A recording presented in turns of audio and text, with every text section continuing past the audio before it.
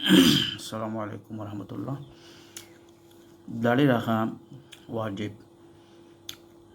দাড়ি কতটুকু আমাদের রাখতে হবে এ বিষয়ে আমাদের অনেকের সন্দেহ রয়েছে এবং টুটের নিচের এইটুকু কাটা যাবে কি না, না কাটতে হবে রাখতে হবে কোনটি, এ বিষয়ে আমাদের অনেকের দ্বিধাদ্বন্দ্বে পড়তে হয়।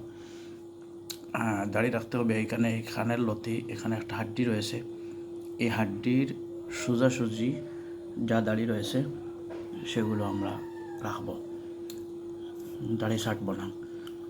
মুসলমানদের পরিচয় বহন করে দাড়ির মাধ্যমে এবং টুটের নিচের যে দাড়িটা, এই দাড়িটা না কাটা ভালো।